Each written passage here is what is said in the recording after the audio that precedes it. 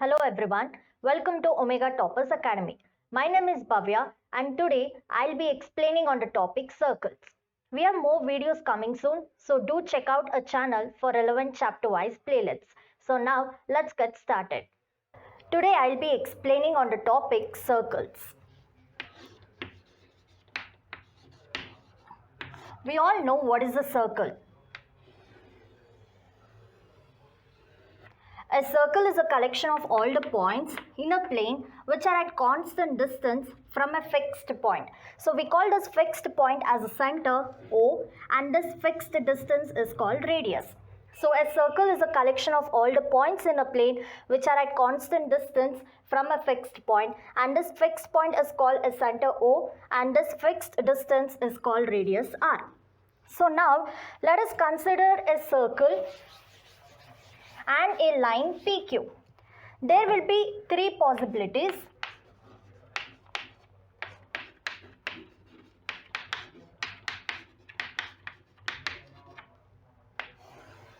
So first I'll take a circle with a center O and a line PQ. This is the first case. So in this case, I've taken a circle with a center O and a line PQ. So there are no common points to the circle and to this line PQ. So we call this line PQ as a non-intersecting line.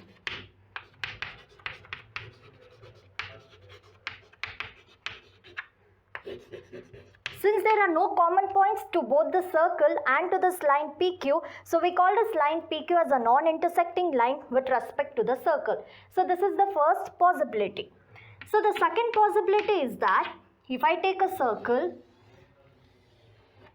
and if I place this line PQ on the circle, so this is the line PQ which I have placed on the circle. So then there are two common points, let's say A and B. So there are two common points for both the circle and for the line PQ. So we call this line PQ as a secant of the circle. So since there are two common points, so we can call this line PQ as the secant of the circle. So this is the second possibility. Third possibility is that I take a circle and then I take a line PQ which is touching the circle at only one point. I call the point as A. So there's only one point in common to both the circle and to the line PQ. So we call this point as point of common or point of contact.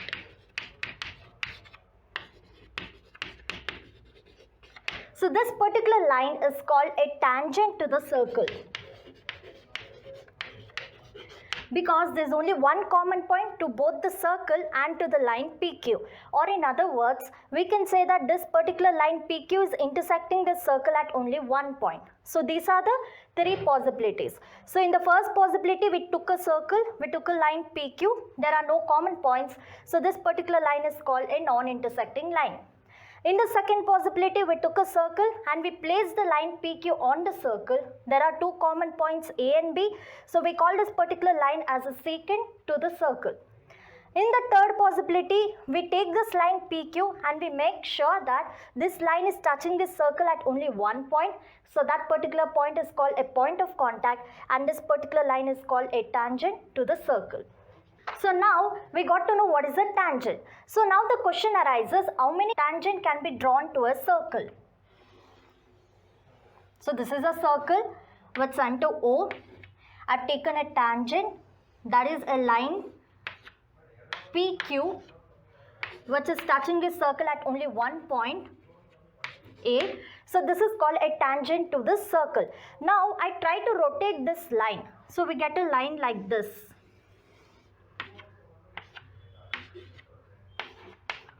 I call this as P dash Q dash. Is this a tangent?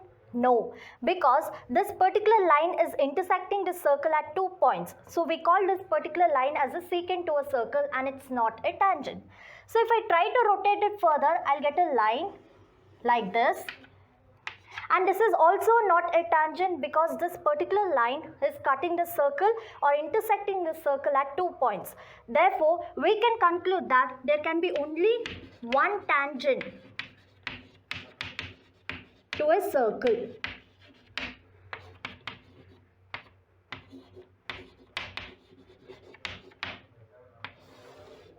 So, if we take a circle and if we take a tangent, there can be only one tangent which can be drawn to the circle.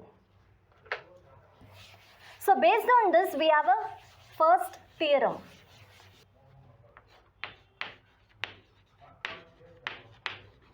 This theorem states that the tangent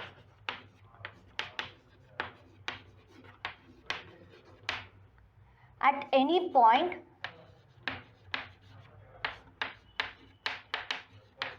of a circle is perpendicular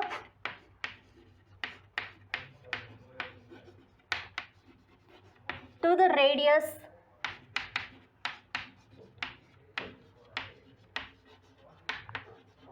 through the point of contact.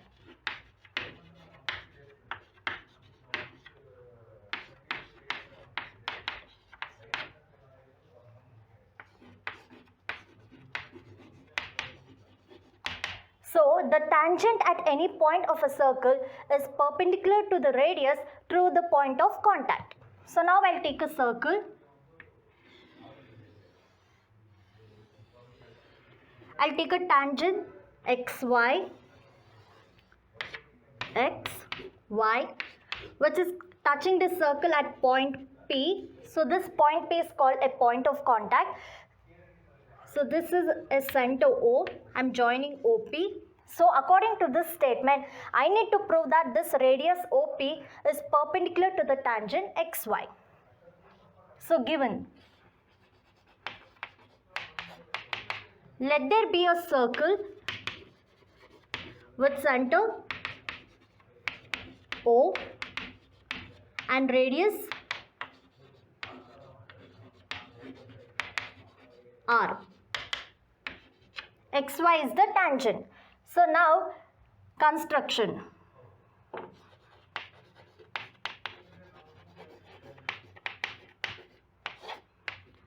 I'll take a point Q on the tangent XY and I'll join OQ. So this is the construction and I'll name this as R. So join OQ. To prove that radius is perpendicular to the tangent, that is OP is perpendicular to the tangent XY. Proof. I have taken this point Q which is lying outside the circle because the reason is if I take a point Q which is lying inside the circle and if I take a tangent which is passing through this point Q, then it is not a tangent, it is called a secant because this particular line will be passing through 2 points, that is P, Q, and so it will be intersecting the circle at 2 points. So therefore Q must always lie outside the circle. So from the figure we can say that OP is equal to OR. Reason? Radii of the same circle. So we know radius is equal because their distance will be constant. I'll call this as equation number 1. So I can write OQ as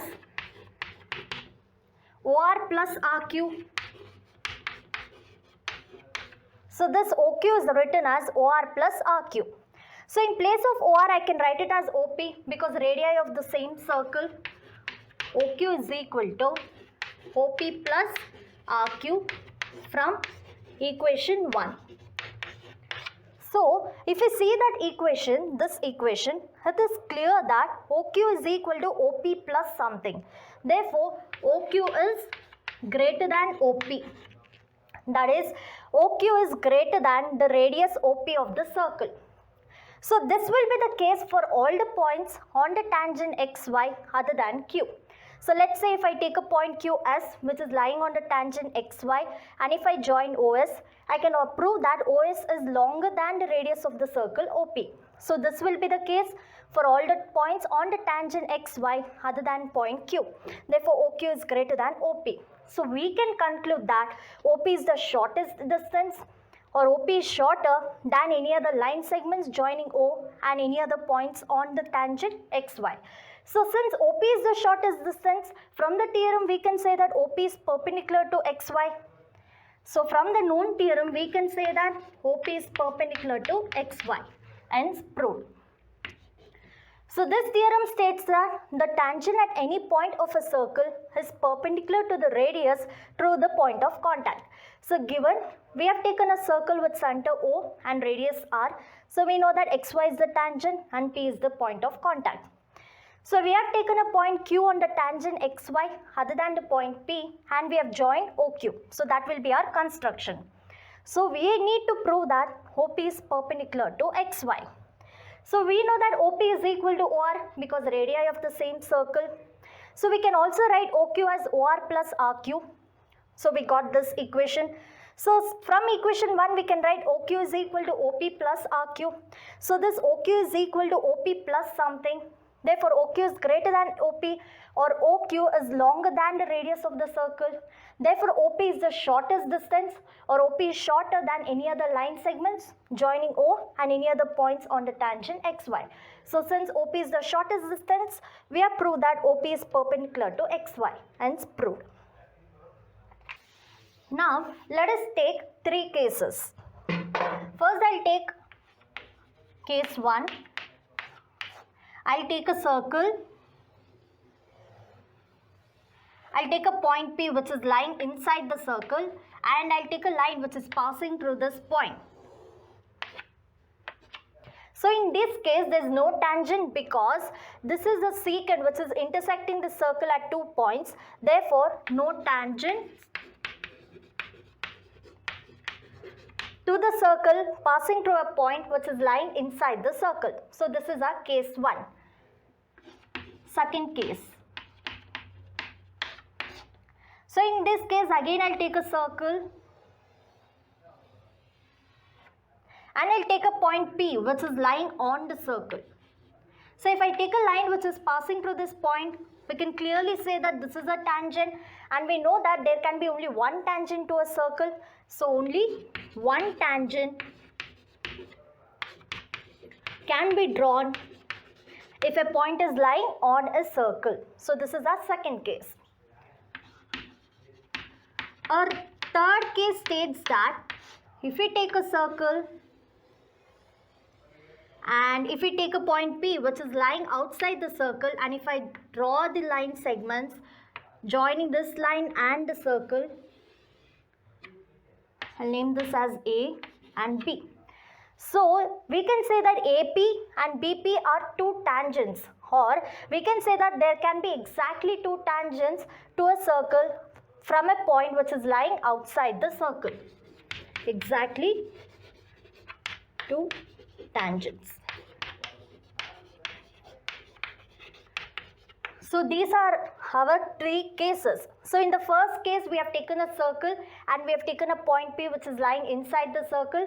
So if we consider a line which is passing through this point P, there are no tangents because this will be a secant. So this is our first case.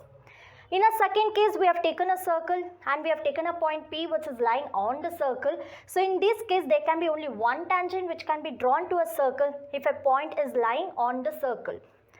So in a third case we have taken a point P which is lying outside the circle. So in this case there can be exactly 2 tangents which is drawn to a circle from a point P which is lying outside the circle. So our next theorem is based on this third case.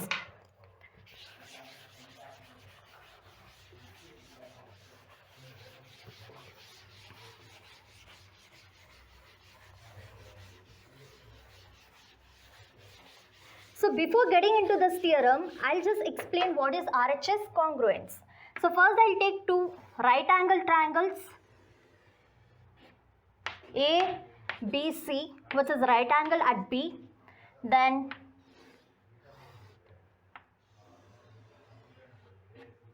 PQR, which is right angle at Q.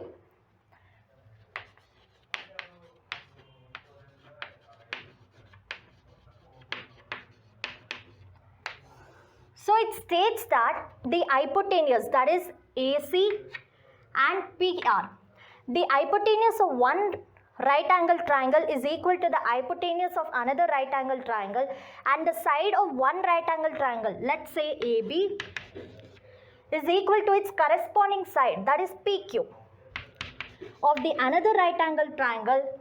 Then we say that these two triangles are congruent by RHS congruence rule.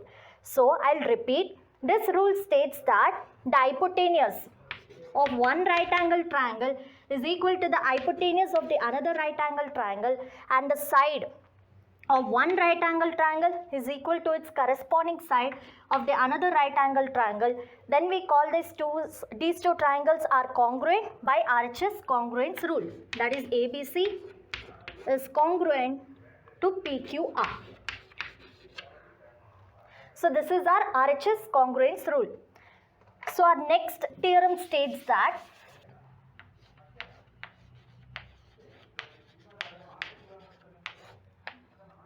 the lengths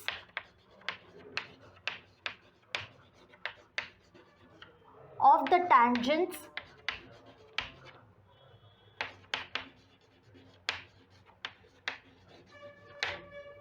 drawn from an external point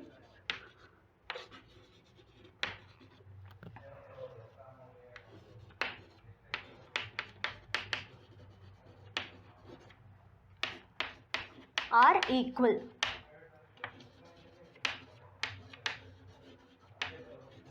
So the lengths of the tangents drawn from an external point are equal. So I'll take a circle. I'll take a point P which is lying outside the circle. So from the third case we can say that there are exactly two tangents drawn to a circle when a point P is lying outside the circle. So these are our tangents. Let's call it as Q, R, and the center for the circle is O. So given, let there be a circle with center O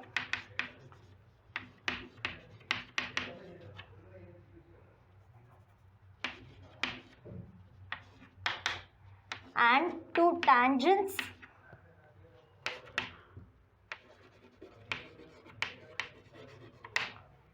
PQ and PR. So next, construction.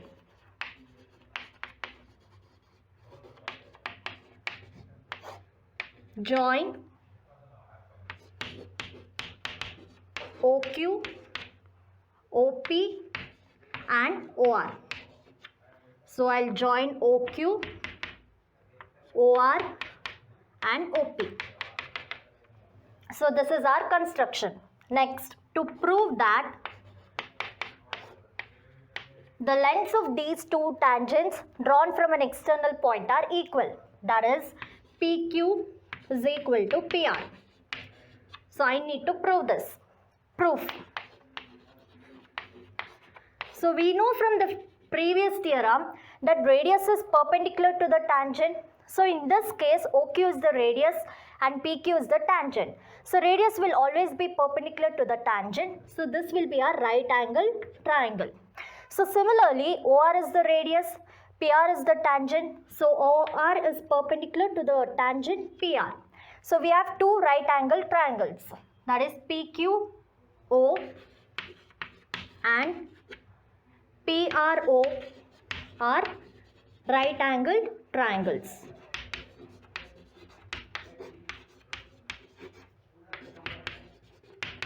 So I'll consider these two triangles.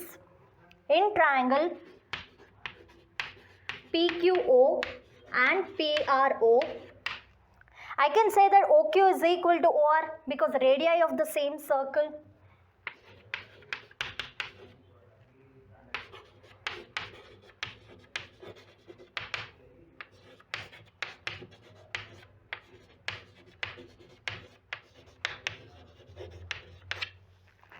then OP is common, that is OP is common for both these triangles, OPO and ORO. So OP is equal to OP, reason common. So now we know that these two are right angle triangles, which is the right angle at Q and right angle at R. So if this is a right angle triangle, then OP is the hypotenuse for both of these triangles. So the hypotenuse of triangle OPO is equal to the hypotenuse of the triangle ORP, and then the sides OQ is equal to OR. Therefore these two triangles are congruent by RHS congruence rule. PQO is congruent to PRO by RHS congruence rule, because the hypotenuse and the side of one right angle triangle was equal to the hypotenuse and its corresponding side of the another right angle triangle. Therefore these two triangles are congruent. So if the two triangles are congruent, we know that congruent triangles are triangles which has same shape and same size. Therefore PQ is equal to PR. The reason is by corresponding parts of congruent triangles. So since these two triangles are congruent, we have proved that PQ is equal to PR, that is the length of the tangents which is drawn from an external point P are equal. Hence proved. So that is all for today's video. Hope you all learned something. You can find a PDF notes of today's session linked in the description box. We are always looking to improve our content, so please leave your suggestions in the comments. You can choose the topic you want us to cover in our next video. So do let us know in the comment section, and don't forget to like and subscribe to stay up to date. Thank you.